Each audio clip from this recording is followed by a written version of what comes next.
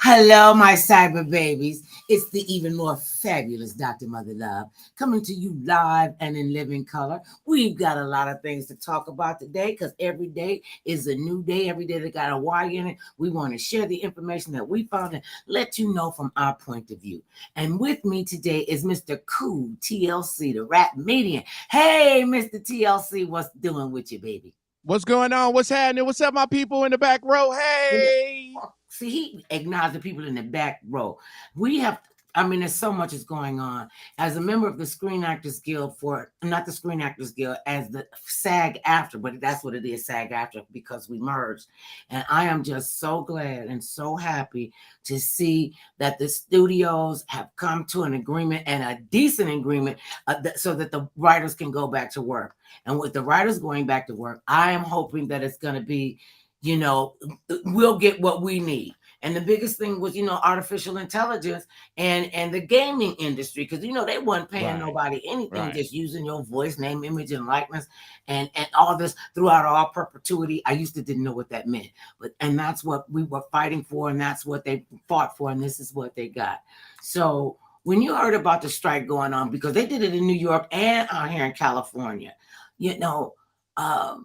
what is your take on the unions as a whole? And do you believe that people should have the right to strike and form a union and the right to strike?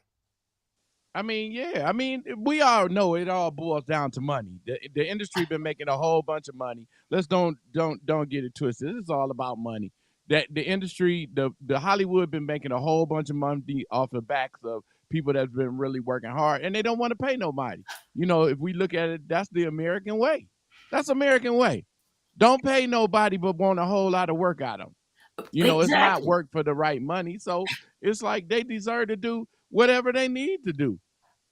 See, and that is really the crux of the matter. It's all about money, and it's all about. We had heard from that one of the producers at one of the major studios had said a few weeks ago, "Oh, well, they'll come off the picket line when they get an eviction notice from out of their apartment, to move out of their house when they can't pay their daycare and they can't pay for their kids' school. Oh, they'll come to the bargaining table." And I don't think that the studios really thought that they were going to strike that long, because you got to do what you got to do when you got to do it. And they're making these franchises, billion-dollar franchises, with the Marvel and the DC Comics, and they having like the 1100 of Fast and Furious 2000. And these are the people. You can have all the producers that you want; they all be great. You cannot do a job in this industry by yourself, and it hurt the studios more than it hurt the writers and the American Federation of Television and Radio Artists, because they were talking about they weren't gonna and I wonder if their paycheck stopped while the strike was going on. I bet you it didn't. But they're making all this money, and they record profits. They're talking about, this one, the Batman series made $500 million. And your people that put that together for you don't deserve a piece of that pie? Oh, they always do. Yeah, they always do deserve it. But it's just whether they get it. It's not the fact that they don't deserve it. We know they deserve it. The problem is getting it. That's the problem. You know what I'm saying? It ain't that they don't, like I said, it ain't that they don't deserve the money to what they put together. Mm-hmm. It's just the heads to be that the top of the Hollywood don't want to give it. And they know they don't want to give it. That's why they don't want the unions, because then you'll know too much. We have to disclose too much. Oh, we don't want to know about that. You don't need to know about that. Well, how much did you make in residuals? Oh, you shouldn't be concerned about that. This is what's so crazy about this industry. When you work in in television and radio and the movies and what have you, you get, when they rerun it, you get residual checks. I still get a check for the Fresh Prince of Bel-Air, Married with Children. I don't know where they run in Murphy Brown. As soon as we get our and that was another thing, international residuals. Oh, and that's when you know it's gonna be trouble. They come in a pink check and not a regular kind of check. And then you know they have literally sent us checks for 11 cents. That's less than the post. Right. Thing is if your residuals are less than I said, okay, a little bit. Uh-oh, we got you in the matrix. We got you in the matrix. This is technical difficulties. We have you in the matrix. Your sound is in the matrix. I don't know if my people out there can hear you, but you're definitely in the matrix. Okay, so you hear me? No, you're in the matrix. You still. That means that your signal is not going strong. That's when it starts breaking up and people can't hear you. That's called the matrix. Ooh, you're breaking up bad. Okay, so what do you need to do? That's just the internet. Is that better? A little better than me. You got to keep on talking so we can really. Oh, okay. So yeah, I was talking about the writer's strike being over. Thank God it's over. You know, and people are still in the picket line with the SAG AFTRA picketing because we want our residuals for reruns, and they get smaller and smaller as it goes on. I did the Fresh Prince of Bel-Air, at least 20-something years ago. And then they'll ask you, well, do you want to take a lump sum of your residual money? Just take a lump sum right now. It's called a buyout. And then they don't have to ever send you another royalty check. As soon as they said to me buyout, I went, wrong. Not doing it. I don't care how much the check is for. And am I saying that's better now? Yeah, you good. Okay, just want to make sure. Talk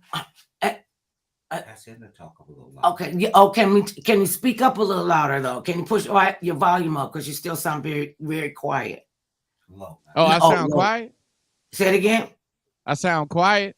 Yeah, well now you sound better. We just there you go. There you go. So anyway, you know we still working on stuff. I'm still learning the board and what have you. Right. And, right.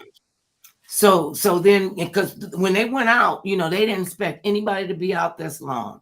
And what they seem to fail to realize was that it just didn't affect the writers and the movie people and the actors.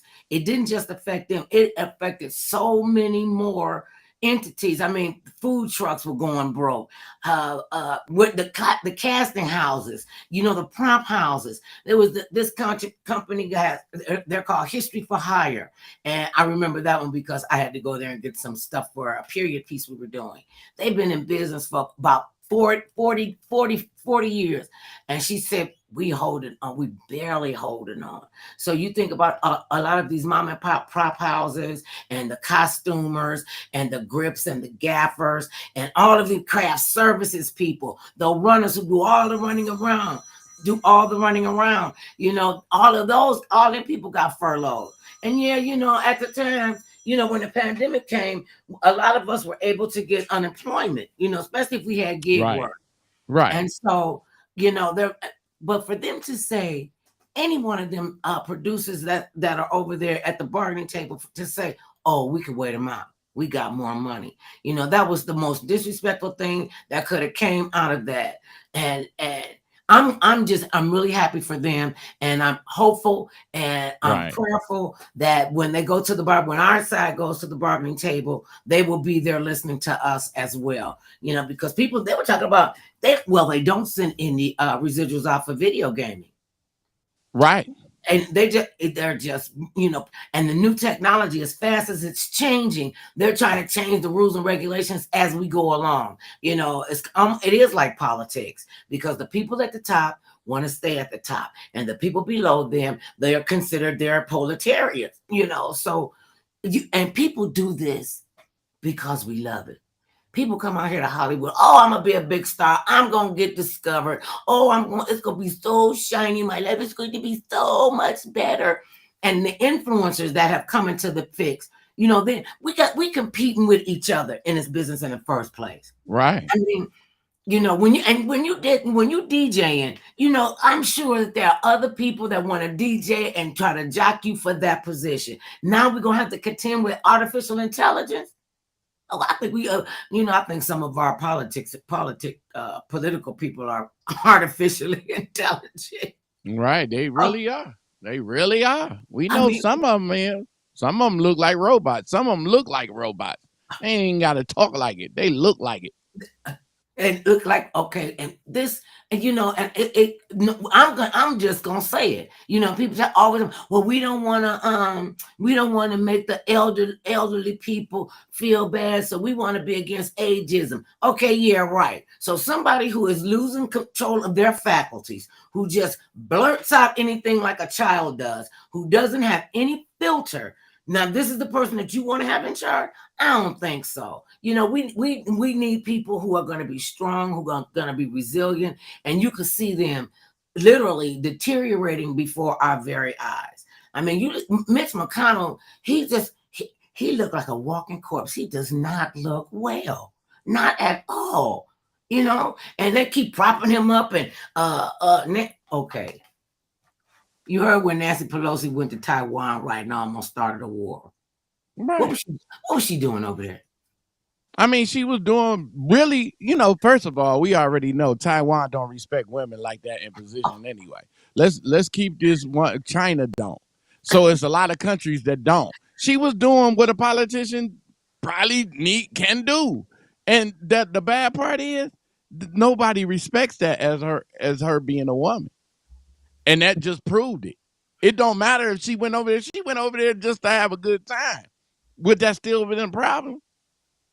It was a problem. And wait a minute. And if they're having her over there in Taiwan, and her reasoning was, she said she went to have a photo op with Kim Kardashian. So what was Kim Kardashian doing over there? She know they're not gonna look at her. Oh, maybe they are looking at her because she don't mind being buck naked. I mean, but everybody knows her. You know what I'm saying? She's a celebrity. I mean, it just you can't stop going to nowhere because whatever politics is right. You going on politics. She was just going because she was going, regardless to whatever move it was. Nancy Pelosi knew she couldn't just go, without somebody in the media grabbing it and saying she's going over there for a political meaning. But maybe she was, maybe she wasn't. But they not telling us what she was really going over there for. Okay, and you going over there with Kim Kardashian, like you said, they have no respect for women. And we've had to, be on the battlefield to get the mores changed here as far as women are concerned and as far as how women are perceived. We know it's a whole lot of men do not want us in the workforce. I don't know how many times I've heard, well, why you don't go home and why you don't let a man take your job? And you pushing some man out. I was like, but I can do the same thing. The exact same job with a lot more flair, and you're gonna tell me simply because I'm a woman or I'm a black woman, and we already know. Last one hired, first one fired. So you got to come in going like gangbusters because somebody's gonna always be there to nitpick at you and tell you you're not tall enough, you're not small enough, you're not this, right. You're not that. I was like, okay. If that's what you're going with, right, well, you don't deserve me to be on your team because you are not looking at this as a team player. And they're like, oh, she got a lot of nerve. Sometimes you got to have an attitude. And in this business, what they call it, kids call it cancel culture cancel, whatever it is, those two words they put together, and they'll get together on social media and just rip you to shreds. And I'm like, why do people listen to people who they don't even know? Why no, that's because that's because of social media. That's just because of social media. If you believe in that, then that's what you're gonna believe in.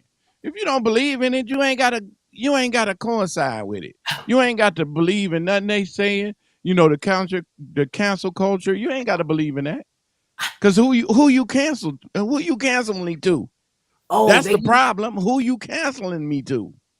that canceling out of the culture. So if you're hip Out of hop, what? By this is what I'm saying. okay, Who though? Who are you canceling me to? Because it's if it's a whole bunch of young folks, okay, well maybe my material ain't for you. mhm. So how are you canceling me if it ain't for you? Because they feel like they have to have some kind of pushback, some kind of leverage. And so I can get behind and get on my computer and I can log into a website. I can go even with the dark web. I'm still trying to figure out what the heck the dark web is. And so they're sitting here and there and Mom, can you bring me another plate of SpaghettiOs? I'm hungry down here. I'm like, if you don't get your behind up, first of all, I would have never let him sit on the couch. And I don't understand people, just letting these teenagers and young adults just run over them. Well, I don't want. I'm gonna be an influencer, and I'm gonna go on, and then they get on being the influencer. Then they start canceling each other out. I'm like, they won't have any friends by the time they're 30, most of them, because they're superficial. They have artificial intelligence. Right. They don't care about if they got friends or not. They only care about, the ones that they supposedly call their friends. Because everybody ain't your friend. And that's the problem where everybody use that word friend so loosely, because some people are just your associate. Them are the people you associate with, that don't mean they're your friend.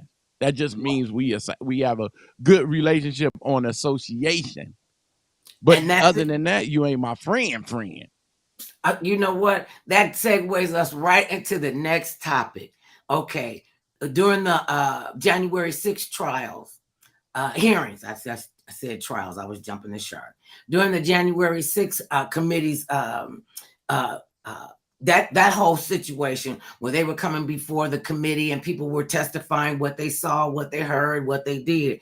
Cassidy Hutchinson, she the sweetest thing. I give her big ups. She sat there and she was professional. She said, she said what she saw. It wasn't hearsay. She said what she saw. And then when she went to testify, then the 45th said, oh, I don't know her. I didn't know her that well. She like 12 feet from your office. You are okay. We know you don't pay attention to stuff. So it could have been that he didn't like her. Maybe she wasn't his type, so he wasn't looking after her, or anything. But guess who said? She wrote a book. It's called Enough. And she just had enough. She said that she had to refute what Matt Gaetz said. His face looked like it's balled up and somebody smashed his chin forward and smashed his forehead down. And when he smiles, it's not even like a smile. It's more like I don't know what it is. It's just not a smile. Right. And he said that he said, I've dated Cassidy Hutchinson, when we were both young and single. And then we only dated for a few weeks. And then we left each other amicably. And we're still friends. She said, okay, I don't know what this mofo talking about. I never date him. My standards are far higher than you. Far higher. She let him have that. Right. But that's what everybody do. This is what the crazy part about this whole, being in the White House and politics. All you gotta do is make a book. It's more books about everything that happened in Washington than it is books to read about anything educational. Because they want to get it out. I listen. I get it, and if you can get a book deal, get a book deal. If you can get ahead of what the trouble is going to be, get ahead of the trouble. And I have no well, as an author, I have no problem with people writing books and getting the word out and getting their message out. And everybody, I'm sure it's more than 10, 15 books by different people out here in circulation now. And all of them come from that particular person's point of view. They could be looking at the same thing and see something completely different, Oh, yeah. I get that part. I just say it's just more books being wrote within the past 3-4 years. It's more books have been wrote than ever been wrote about history in the White House. Oh, my goodness. It's going to be something. And I think about this, and this young lady, all of them all of the people that put themselves out there who were willing to testify in the January 6th committee hearings, I Right. commend them. The two soldiers, the twin soldiers, they came forward and they fired one of them. I'm hoping he got his job back. Cassidy Hutchinson, the two ladies, Miss Rose and her daughter, who they just, Rudy Giuliani just ripped them apart and destroyed they thought they destroyed their lives, because these women are going to come up bigger, better, stronger, smarter, more determined to have their word out there. And I know that with prayer and with their determination, they're going to be made whole, because you don't let somebody got a pea for a brain take you down like that. But you just out and out lied on them. And then he came out and said, oh, yeah, I did lie on them. Huh? Right. That The was politics game, the politic game. But We you know- already know the games, but they don't care about none of that. I know what you about to say. They don't care about none of that. Because if they cared about telling the truth, they wouldn't lie so much. And how you get 91 charges against you and you continue to say, I've done nothing wrong. Now they said they're going to get him because he had an illegal firearm. And what are he going to do with a gun? He can't even open up an umbrella. He already getting it in New York because they just said he was fraudulent on all his information about how much Magalago was worth, how much his industry worth. And the judge was like, oh, you fraud. This is fraud. Straight up fraud. And you just admitted. You just admitted you're a fraud. You just told us when he opened up his mouth and said those numbers aren't right. You haven't you misrepresenting my understanding of how much money. How I got way more money than that, and you didn't even put the most important asset I have into that. So all of that's a moot point. And he went, I'm way more wealthier than that. You don't know what you're talking about. Then they found out they did a spreadsheet. Oh my God, the spreadsheet is just ridiculous. And it goes back years. And he said, they had said that he had overvalued his penthouse apartment in New York by between 114 and 207 million dollars. Who got a piece of property on this God green earth that's worth 207 million dollars? And you in an apartment building? He said Magalago was worth what he said, 420 million dollars. I'm real stupid. Come on, bruh. Like what? Like for real, man. Like for okay. I don't know where he gets his lie. I really don't care where he gets his logic from. But you're not gonna fraud. And he said because he paid the loan back, it should be straight. Oh, or this one. What? This is the one he said. Well, all that's null and void because in the fine print it says that you should make sure you do your due diligence, because don't depend on this paperwork. Don't depend on the banks and spreadsheets. It's like back in the day where they said, "Who you gonna believe, me or your lying eyes?" He like, no, I'm worth way more than that. I'm more like, and then the judge said, yeah, like $2.2 billion. You just admitted to massive fraud. Oh yeah. And Letitia James shut them down. The judge told her, okay, Miss James, 88 Miss James, you could do your trial can go forward in a civil trial. And that, she got him for $250 million, took all of their licenses away and told them they could not conduct business and sit on a board in the state of New York. And they couldn't do business in the state of New York for 5 years. Okay. He act like didn't any of that happen. I mean, he don't care. He don't care. He really got the money to pay the $250 million because he done made $7 million when he was indicted. So we know he got it. Right. Rather he want to pay it is a different thing, but we know he got it. Come on, man. Like, Really? I mean, and these people are just, saying, Rupert Murdoch got into the hearing and said, oh yeah, I knew he was lying, but I didn't want to lose my market. I didn't want to lose my artists. I didn't want to lose my advertisers. Oh yeah. And how can he even, well, rich people seem to always fall back and fall on their feet. They're always some kind of loophole. And sometimes there just are no loopholes. I mean, when you got 95 charges against you and your friends and your cohorts, and they're turning on you like what? I'll tell you what we did. Okay.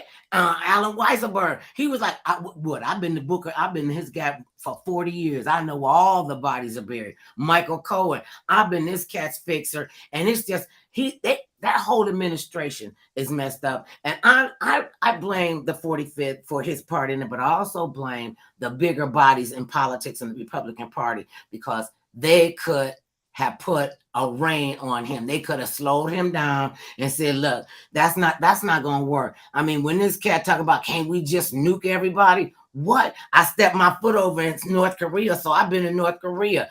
That's like chicks saying, I can see Russia from my house. I mean, how much stupid do we have to keep putting up with before people? That's why they don't want us woke.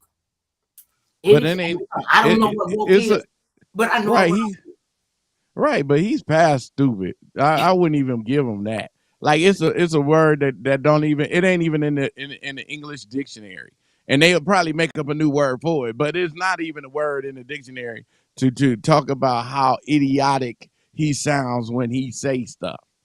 It's not a word that can explain that. You can say really stupid, but that's giving too much credit to it. See, this is what I'm talking about, and you're right about that. And soon, as I'm sure that somebody has come up with a word. I mean, when he was the president, and people, the memes and the conversations that I would read. I read the Daily Cause every day, and they're pretty even keeled. They don't go left or go right. They just give you the story and tell you what the deal is.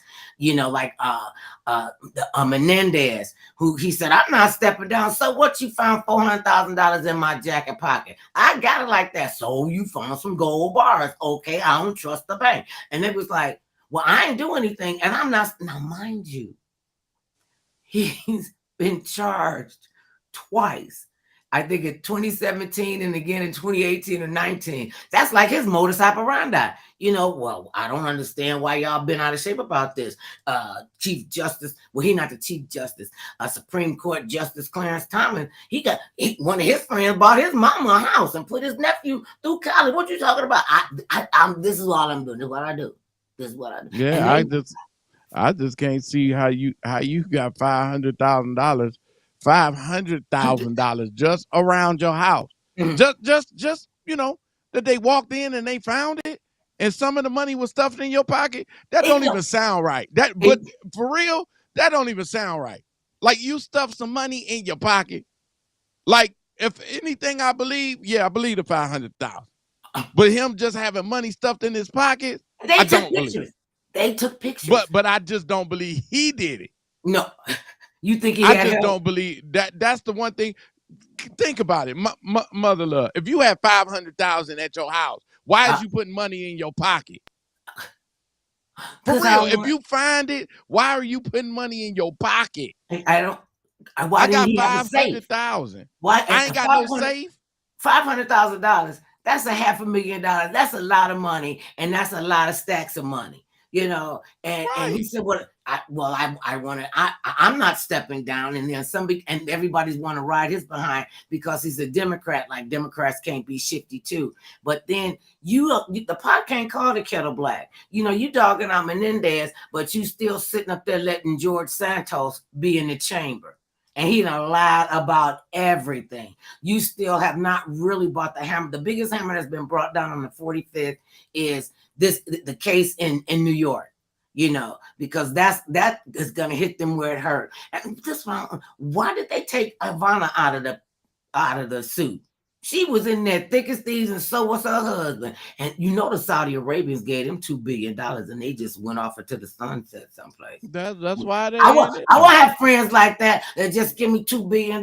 Hey, Prince of Saudi Arabia, it's mother love, and you're gonna love me anyway. I know y'all don't like women, but you're gonna love me anyway. And I'll do something good with the $2 billion. I ain't gonna miss it. I mean, really.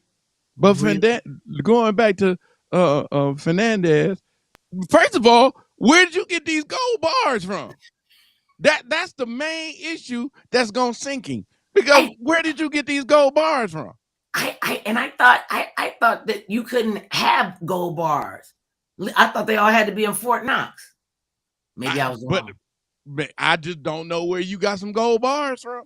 Like all of a sudden you pop up with some gold bars, She might and have you been probably can buy them, but you know how much them bars would cost you? whatever the price of gold is an ounce on that day. So only and gold doesn't fall too far out of the realm of, because the price of precious metals does fluctuate. So maybe he was an astute investor and he wanted to take his money. If you believe that, I got swampland for you right in the back of my house that I'm saying is a pool. It's a jacuzzi. It's a jacuzzi. It ain't a swamp. It's a jacuzzi. The bubbles that you see coming up is that's the heating element that's in all the swamp. It is. Yeah, right. I was laughing. I was like, these people really think that they're above the law.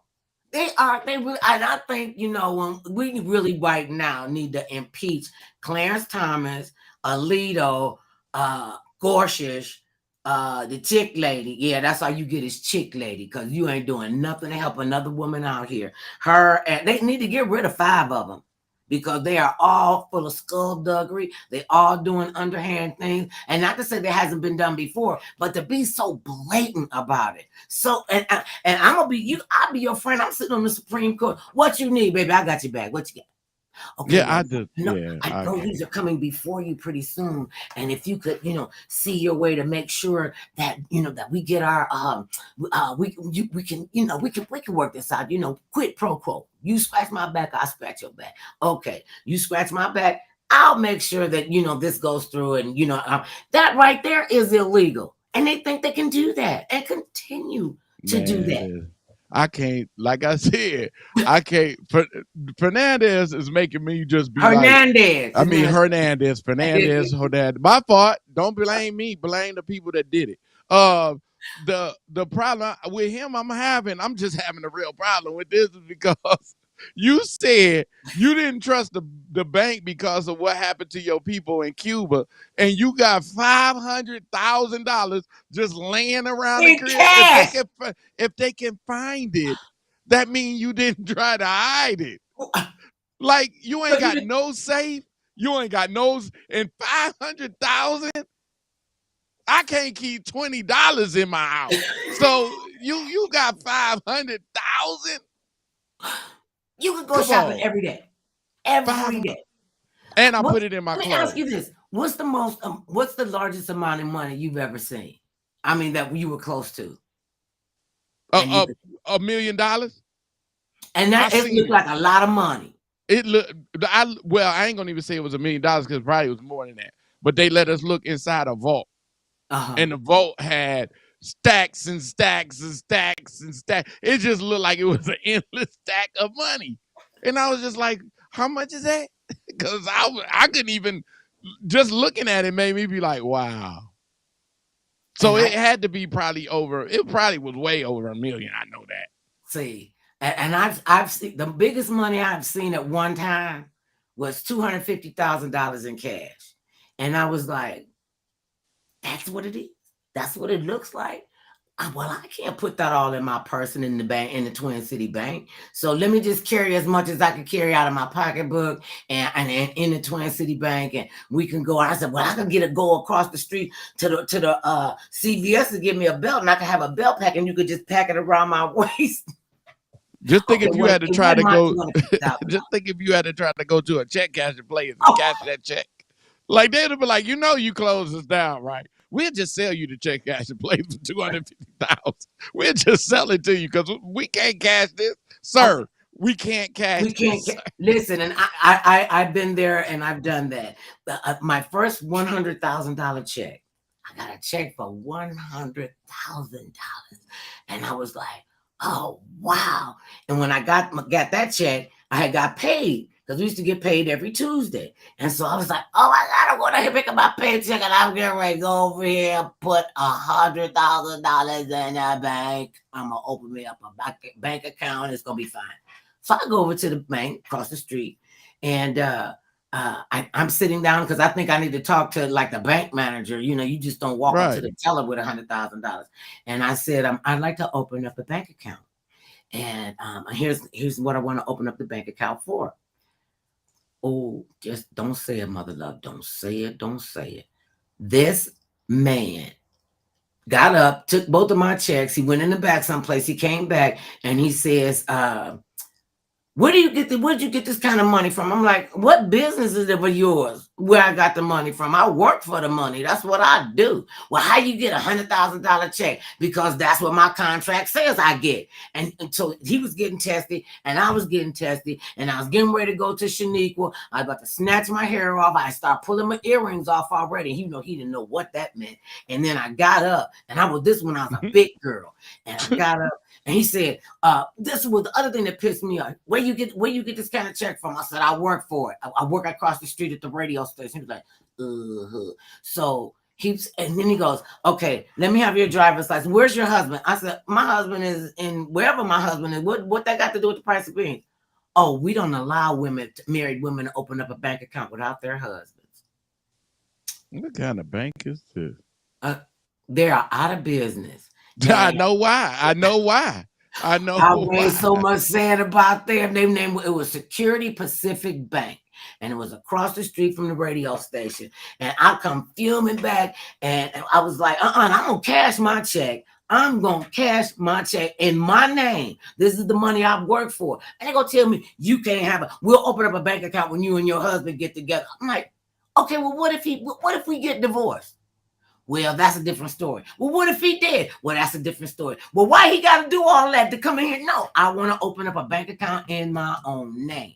I didn't want a joint bank account. So finally, I found a bank that cashed a check and everything. And, to just go in there and look and see 6 figures in the bank. Some chick coming out the projects, that was like gold bars in my pocket. Right. I understand, right. Mr. Hernandez. I would have went in the bank and just been like, okay, after they cast my check, I would have went in the bank. I'd just been ignorant. You know me, Mr. Patty Ready, always do something. So I would have went to another bank, cashed a check. If it cashed and it was good, I would have went back to that bank that even though I don't really want to work with them, but I would have went back with a whole bunch of quarters and said, I want to open up a bank account. Oh. And they would have been like, well, how much you gonna open it with? $100. And I would have threw all them quarters on the counter. Like, y'all can count them. They're there. See, now I know where it came from. You're the reason why when you take rolls up, now the bank doesn't take change unless unless the coins are in rolls.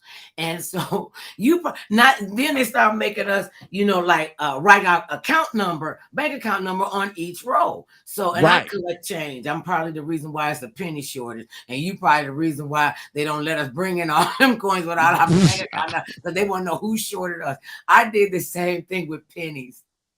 Right. I don't believe in them machines. I don't believe in them machines. $250 worth of pennies. And that's really, really heavy. Yeah. I don't trust the machines to count my money. The ones that be taking money off of your, like if you put, I think it was 7 cents per dollar or something. Something ridiculous that they take off of it. Oh, you talking about when you could put your change when you dump it in them. Yeah, I don't trust that. Dumping it in there. I count it myself. It might take me 100 years to count this, but that's all right. That's when you get a case of beer, bring your friends over, and y'all have a coin rolling part. Well, that's what we did because we knew we weren't gonna do all that. So I will feed you and get you drunk, and then you could sleep it off in any one of the bedrooms. And we sat there and had a party. We rolled up $250 worth of pennies. It just don't work. It don't work if you smoke weed. I'm just letting y'all know. Eatables and weed. Don't do that. Don't do that and try to count. Because if you ain't gonna laugh, you're gonna fall asleep. And then you're gonna lose your penny count. I'm just saying, I done seen it happen plenty of times. Oh, yeah. Oh, and you're talking about don't smoke weed, don't drink. Because about the third drink, you're like, okay, was I at $100? Does this look like $100? That feel like $100. It's only $1 worth of pennies. It's not $100 worth of pennies. Right, yeah, $100 worth. And that little roll is $100. Yeah, stop counting, Keisha. Stop counting. Just stop, Keisha. See, that's why you get the kids to do it, because they don't drink, they don't smoke, they'll do it. Yeah, but they can't count either. I'll give you 2 rolls if you help me roll up 50 of them. And they go, oh yeah, okay. How many is in a roll? Because I think it's only $10 in a $10. Is it $10 in a roll of quarters? for it. Oh yeah, roller quarters, yeah. Yeah. Roller. But if you rolling pennies, too, That's gonna be all day. So that what if you I rolling did, pennies, listen, think about it. If you gave them 50 cent 2 rolls, that's 50 cent a piece. They only right, getting $1. right, I'm telling you, it was hilarious, and just so see what, and you made me flash back when you said I'd have cashed a check someplace and went to go back to the bank. We did it to the bank for $250. We had to have a little put it in like a little shopping cart because they were too heavy to carry. Right? Yeah. You shouldn't fool with people that got ingenious ways of, karma. Especially if they petty, like me. I'm just saying, because I'm petty. I'm petty as hell. But see, I mean, I understand that, but that's really not being petty. That's just outsmarting people. And people get mad when you outsmart them because then they'll go, "Oh, you think you better than I am?" I said, "No, you're just pissed that I can make better decisions than you do." Now let's just call this song exactly what it is. Okay. So don't be mad at me. What the kids say, don't hate, celebrate. That's one of my favorites from the kids. And so I was telling you about Cassidy Hutchinson, and her had to go on TV and make sure that Matt Gaetz knew that, and the world knew I did not date him. Have you ever dated somebody, or somebody told you that? Okay, this is so funny. What? Somebody told somebody else. I'm just gonna tell you a story. Okay, so I grew up with these kids, with 7 in their family and with 6 in our family. So we kind of grew up together. I've been knowing them since we were like 11 and 12 years old, and they had 5 girls and 2 boys. And so, as my little stars rising, and one of the brothers, oh my God, the younger brother, he was a good looking guy before he started making crazy decisions. And he was tall, he was tan, everybody loved him. He had all his teeth, and all the girls were just falling all over him. I'm like, oh my God, that's really not a guy I would ever date. So I wouldn't date a guy that got a whole bunch of women around him all the time. Oh, So I thought you were about to say. Hey, look, I thought you was about to say. I thought you was about to say. I don't date a guy without a whole bunch of teeth. I was about to be like, oh, okay. I don't. Right, I got a thing about your grill. I do. I have a thing about your grill. The NBA, they got the best medical care, and some of them basketball players, because they taller than me, and when they's talking to me, I can look up and see their grill. And I'm like, when I was doing Forgive or Forget, if they came in without teeth, I was like, can we have a dentist? Can we get a dentist on staff? Right. Can we just draw some teeth in his mouth every time he smiles? Every time it was this one group of people. I think the daughter wanted her mother to forget whatever it was. She was sitting on the couch. She didn't even get to her story because all she kept saying, "Look, I got new teeth. My love got me." I'm like, don't tell people I did that. Please don't put me. I didn't do. And she was just happy. She wanted to do whatever she could do to please us at the show and make us happy. I'm like, so what's that going to do for you and her relationship? She said a lot. Last I heard, 20-some years ago, they were doing very well. And so, okay, I'm going to tell you about it. So this is why I understand Cassidy Hutchinson, and you got to tell people you ain't that. So anyway, one of the brothers of the family of 7 that I knew, that I know. So my little stars rising, and I'm going around the clubs in Cleveland. I'm going, down West Virginia up to Pennsylvania. So then he had started telling people that we used to date. I was like, that's like dating my brother. Why you insane? Wait a minute. Wait a minute. So he was telling his sisters, me and her used to date. And it was like, shut up. Just, shut up. Stop talking. You don't be spreading no lies like that about you and her. You ain't dated her nary time. Well, yes, we did. Ask her, didn't we date? Like I was going to say, oh, yeah. No. I never would date him. I never dated him. And I mean, he kept this going for a long time. And when I would go back to Cleveland, I'm like, oh yeah, we so-and-so and such and such told us that you and him used to date. I was like, when was this? After I got married? Okay, that just didn't happen. Yeah, sometimes you gotta tell them. And sometimes they turn into stalkers. Have you ever had a stalker? Nah, but I did. Let me just say it. I did date Halle Berry, and I'm letting everybody know that I did date Halle Berry. I'm letting y'all know on this show I dated Halle Berry. It don't matter. It don't matter. I dated Halle Berry. Now, if she want to dispute her, she want to dispute me, call me, and we can dispute it all day. But I dated Halle Berry. You ain't got to believe me. You ain't got to. You think I'm lying? You think I I'm know playing? you are. I know. Why? She went to Bedford. She went to Bedford. She went to Bedford, Ohio. Everybody know it. I know it. Right.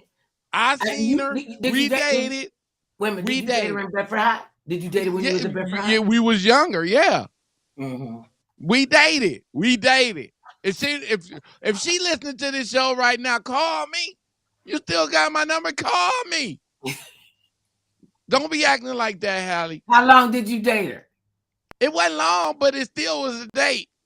It Yeah, don't matter. okay. Okay, if that helps you sleep at night, you know. This is my story. I'm going to write a book about it. That's what I'm going to do. I'm going to write a book about it. You going to write me and Halle Berry? Yeah. Is that going to be a me memoir? and Hal. Oh, Lee. You ain't going to. So people have to guess who Hal is. No, I'm just saying me and Hal Lee. Oh. That's what it's going to say. Me Okay. and Hal Lee. This will be the one thing. Do you have a photograph of you and she together? Yeah, I do. I just gotta find it. I have somebody else find it because I ain't gonna be able to see it like I used to. So I'm gonna have somebody else find it. But I do got a picture of me and her together. And do you look like you're dating, or is it just you standing next to her? Or because no, it look like we dating. It ain't a prom picture. I'm gonna tell you that. It's not a prom picture. If she don't believe me, she can call me. Anybody know Halle? Just call me. You know the number. Okay. Y'all know. Don't play. Don't play. Okay. So when we see the pictures, because I know a guy who actually dated her, and he, you know, we've seen all the pictures that they take, and he is a picture taking guy. And you know, I said, you really did date her, huh? Okay. Yeah, this back in the day. Come on now. You know what That's I'm when saying? the guy was saying. Young. That's what the dude was saying. You know, I dated Mother Love. You know, that's my girlfriend. You know, I dated her before she got that husband, you know, because he's that husband. I'm like, really? And this cracked me up. People say, hey, Mother Love, you still got the same husband? I was like, yeah, what's that mean? Do I have the same? Do we switch them out or what? After so many years, you're supposed to put them in the recycle bin, I guess. That's what they say. You're supposed to go and recycle and then get a new one. And then I don't know what it is.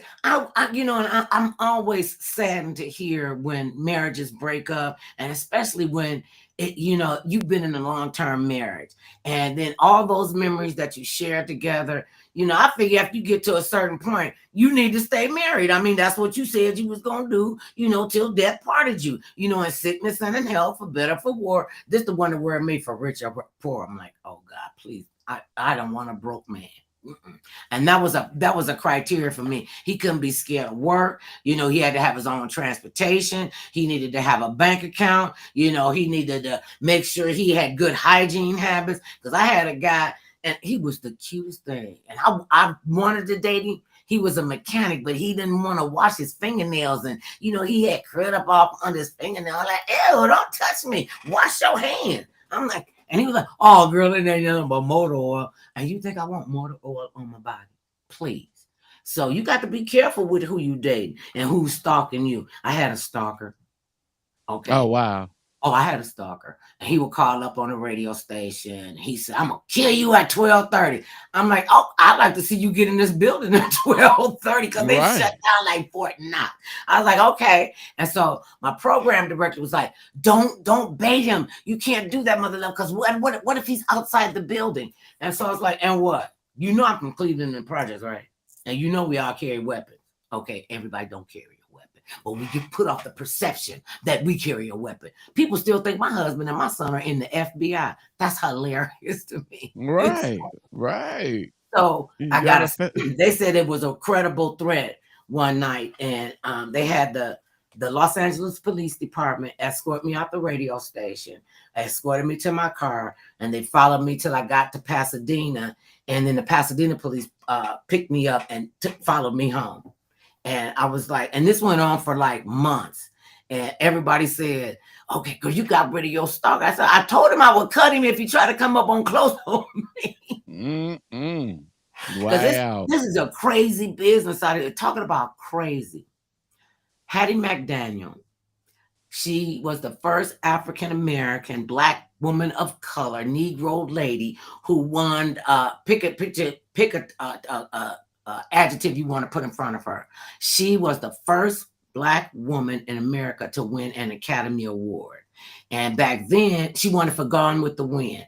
Right. Back then they didn't have the statuettes that you're known for now with the gold guy. It was like a little plaque, like you get like for like the best teacher in the world or the best doctor. They have the little award on the side and it has her name on it.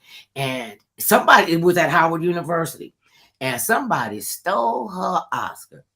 And back in the 60s, I think they said, well, the American Federation of the Academy Award Foundation decided to make and replace her award, and it will be in the library in the fine arts department at Howard University. They named their fine arts department after Chadwick Boseman, the guy that played T'Challa in the Black Panther.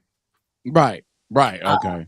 They named a fine art school after him, and Felicia Rashad, she's the president of it. And I thought that was really, really great. And they're having a dedication ceremony for her, and at the 1st of October at the school. And she laid down footprints. People tried to talk about her like a dog. They put her in the back of the room, because they used to have it like in a hotel lobby, in a hotel room or something. Oh yeah. And they had her in the back by the kitchen. She got up and, said whatever she wanted to say and came and sat back down. And people were like, oh, you played that negative Black woman role. And now she said, listen, I'd rather get paid and play a maid than be a maid. Oh yeah. And I think her great nephew, her grandnephew, is honoring her. He wrote a book. I got the book. I'm reading the book. She went through hell and high water, and she would not give up. When you hear the story, she, like Madam C.J. Walker, they knew that they had to do what they had to do, like they had to do it. And because they were so determined, both of them, she was so determined that she was going to break through Hollywood and she was going to make a mark. People might not know this about Hattie McDaniel because, they always say, she was, Gone with the Wind. And, she had that way about her. We remember some of the lines from Gone with the Wind. Babies, I don't know nothing about birth of no babies. And Red Butler said, frankly, my dear, she goes, what a Scarlet, whatever am I going to do? Wherever I go, I don't know, when they were burning down her house. And he said, frankly, my dear, I don't give a damn. Right. But in the two, right. I remember. That's all you need to remember for the whole thing. That's all you need to remember. Them Right. them two lines. And you know what I thought too? Why didn't they? This is just me. Not saying that excluding anybody else, but why didn't they just make a Hattie award? You know what? That's a good thought. And with her rebirthing and people understanding and knowing who she is and, getting the knowledge, she was a lot of firsts. She was the first Black lady to win an Academy Award. She was the first Black lady to ever sing on the radio. She was tearing down barriers as she went. It's like, and people don't know about people like her because they were like, she a woman, we ain't gotta pay attention to her, she's not good looking, she'll make a good maid or a good cook, blah, blah, blah, blah, blah. And she was knocking down doors, making ways for me, Mother Love, to get into this game, to get into radio. And she left her footprints, and I am so, if I'm not mistaken, I'm not mistaken, Hattie McDaniel was our sorority sister. She was a member of Sigma Gamma Rho, Sorority Incorporated. The Poodles, I can't do the yip because I sound like I'm a cow laying on the road, finna die. I sound even fool with that part. And we need to know our history, and we need to be able to tell our stories, because if we don't tell them, somebody else will tell them, and they won't get it right. You think about the governor of Florida in 2023 says something so racist about slavery, somebody should just pick him up and take him, take him back wherever he came from and tell him, you just stop talking. When this uneducated guy, I don't know how he got the governor, and I don't know why he think he gonna win the president. This guy said, well, slavery wasn't all bad. They learned a skill. They could be blacksmiths. They could be seamstresses. They could be caregivers. They learned a trade. He better be. He is so glad I wasn't close to him, because slavery gave you a trade. And then this was the killing part. He had a list of people, that he was saying they did this, they did that, and they went on to do this, and they went on to start this.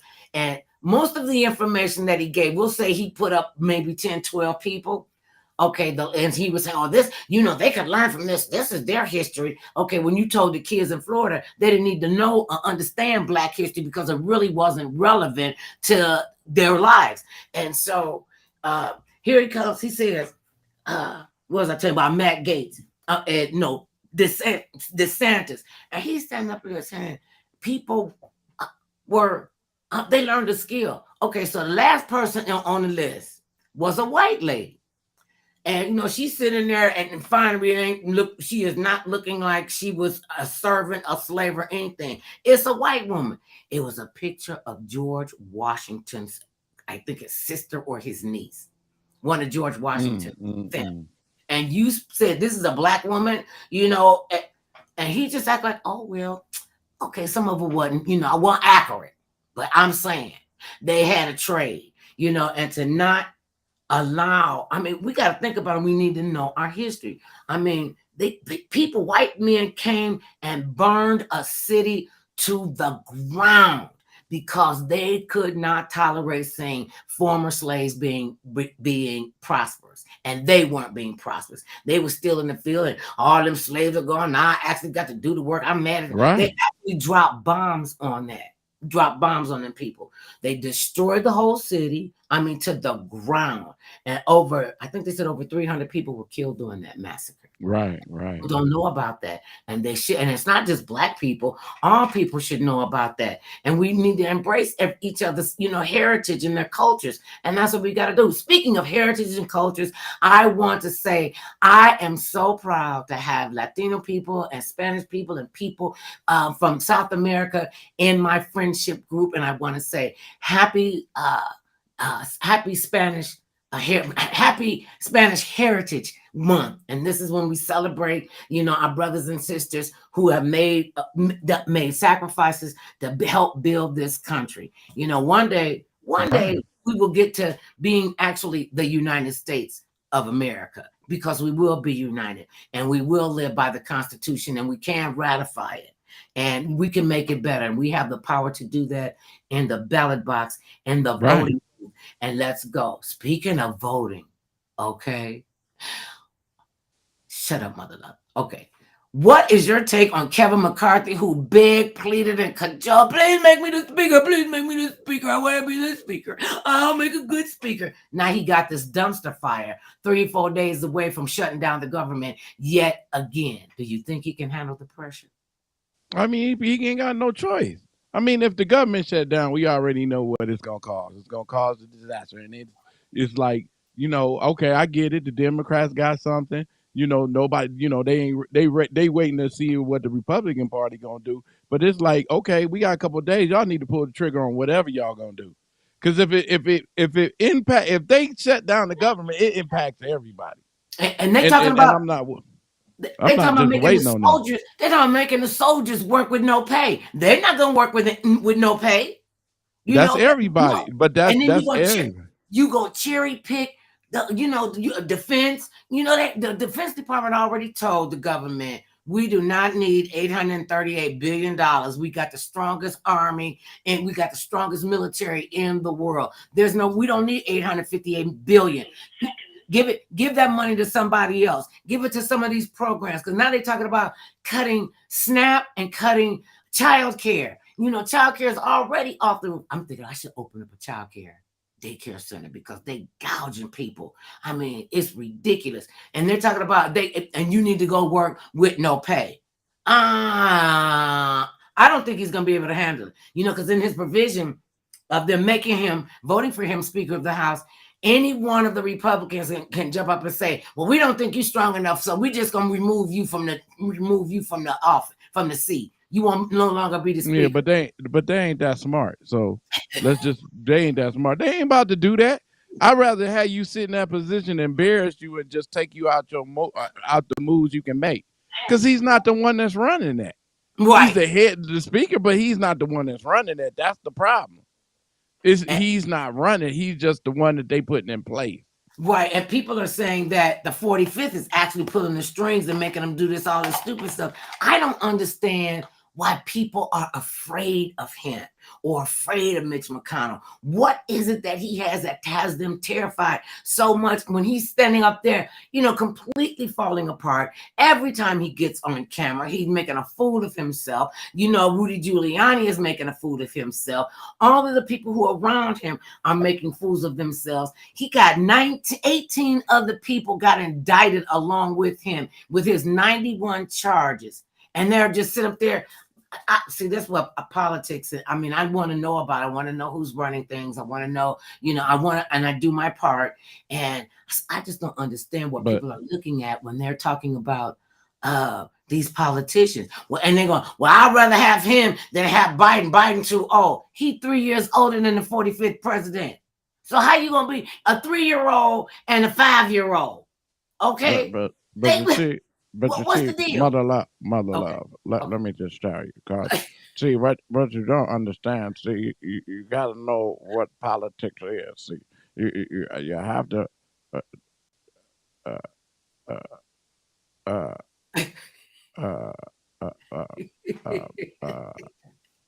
Yeah. See, yeah.